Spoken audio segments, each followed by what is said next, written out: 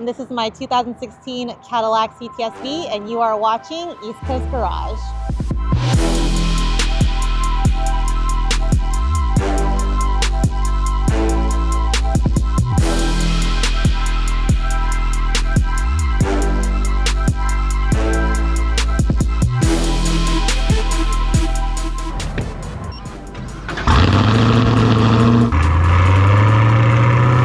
You run quarter mile?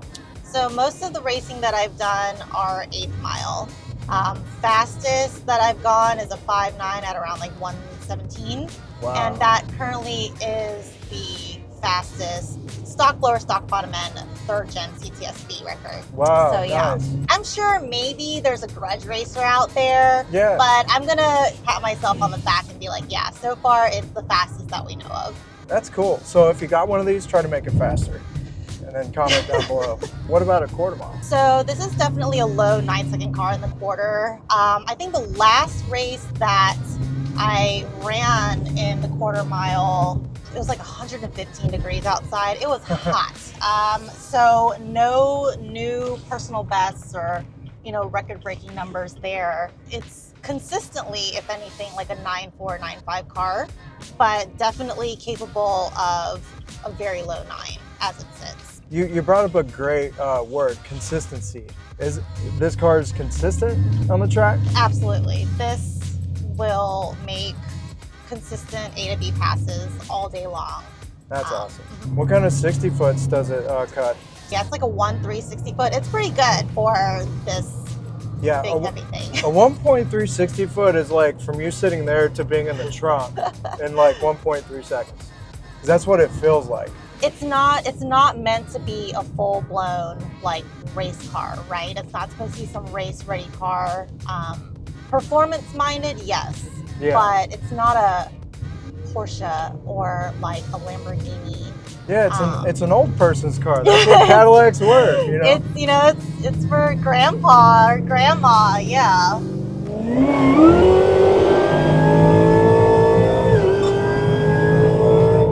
Yeah, she gets down. What all have you done to this? So this is still stock bottom and stock engine. So what it came with, the 6.2 LT4 engine. No major mods other than the BTR Stage 2 cam, upper lower pulley, headers, exhaust, intake. So basically the basics as far as the engine goes. The blower, still a stock blower, it's just ported, and I have some fueling mods. So I have the flex fuel plus methanol, and then injectors, some XCI injectors. They're about like 30% bigger than factory, so nice. That's really about it. There's not a whole lot to this car. Have you had it on the dyno? Yeah, so this put out right at around like 880-ish on the dyno, so 880-ish to the wheel. I think at that time I didn't have my torque converter, but that doesn't really matter. So yeah, you say wow, but like nowadays everyone's just pushing 4 digits. Like everyone's in the 4-digit club. Everyone's at 1,000 or 1,1200 horsepower, and it's just like, whew. But I'm happy with my little sub 900 horsepower street car. It's good. It's definitely enough for sure. Yeah. What's done to the transmission? So this is the factory GM 8-speed transmission. I did put a Circle D torque converter in it, so it's like the triple disc, like a higher stall torque converter. But other than that, it's just been tuned on AP tuners, and it's got a torque converter. So this is pretty much, I wouldn't say like stock, but there's no major aftermarket parts. So this is the factory GM transmission in here. So obviously you race this car, you don't have a roll bar in for show, I'm sure. Yeah. So when I decided to do a little bit of weight saving, so we took the factory Recaros out, and those are, I think, like maybe like 50, 60 pounds. They were kind of up there per seat. Wow. When we took those out, I went with these Sparco like carbon fiber buckets. But in order to really get the full, I guess, experience of these, I had to get harnesses, which that's where the harness bar comes in play. Yeah. And do you have any future plans for this?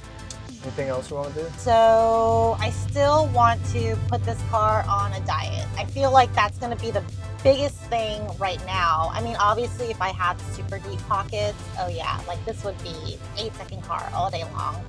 But the nearest plans, or the things that are definitely going to be happening, saving weight by changing up the brakes, and just wherever, like right now, this is still the glass sunroof.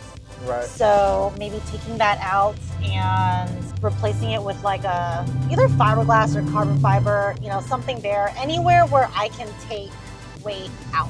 Battery also? Do you have a factory? It is the battery? factory. Yeah, I mean, I know you can save a lot of weight there too. So yeah, probably that. But any pretty much weight savings, like it's just a heavy car and I don't really want to cut into the frame or do anything drastic like that. Yeah. I still want to keep this as streetable and normal.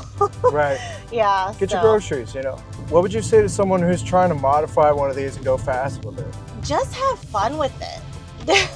Honestly, stop trying to chase a horsepower number and just drive it. I mean, even this thing stock, it was really fun. It was really surprising at how, you know, like a 4,400-pound car could take off that quickly and just fly down the highway.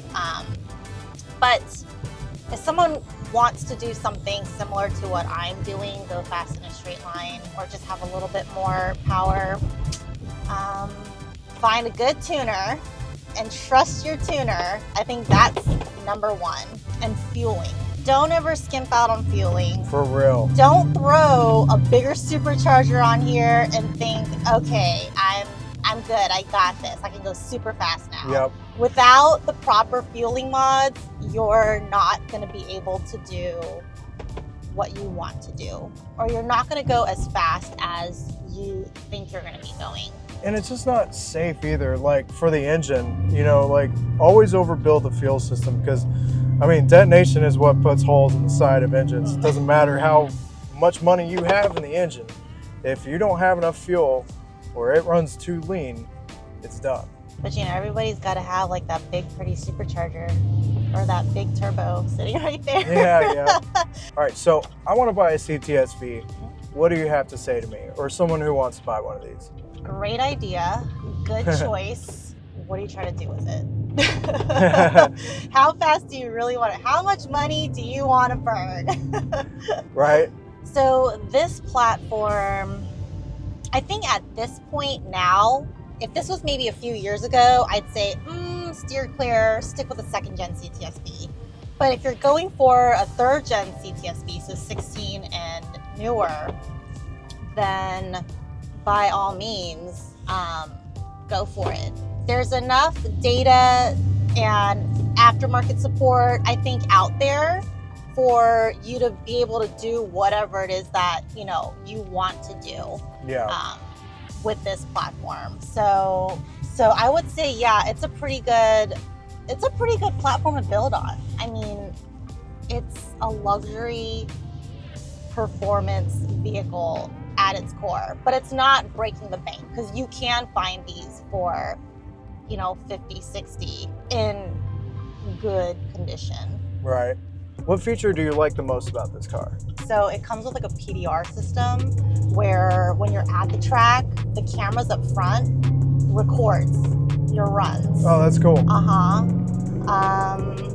Oh, this actually parallel parks itself. Really? Yeah, even That's with awesome. the drag pack, it parallel parks itself. So that's pretty cool. I didn't realize these had that feature. That's cool. Yeah, and it's a 2016. I hear like BMWs that are newer than that don't even have that. Right. Like the M2s and the M3s, like they don't even have that feature, which is kind of weird, but okay.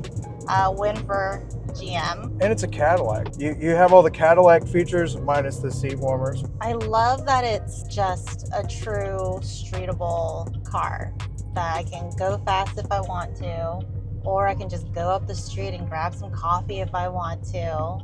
There's no, you know, chute hanging out the back or anything wild to where it's gonna draw too much attention. It's just a really good reliable, drivable vehicle. And that's what I love about it. Where can people find this car on social media? So everyone can catch me on Instagram at Jadie Mazing. So that's my first name, Jadie, and then Mazing. And that's pretty much, I think, my handle for everything else too. So I'll throw that in the description below just to make it easier. And I definitely want to just say thanks for giving us a ride today. It was awesome. This car is super cool. It's fast, it's fun, it's comfortable. Even these little carbon fiber seats are super comfortable. I tell people they really are comfortable. Thanks for checking out this video and Jadie's super dope CTS-V. Please like, subscribe, and hit that bell for so much more. Now, check out a few more clips of her car in action.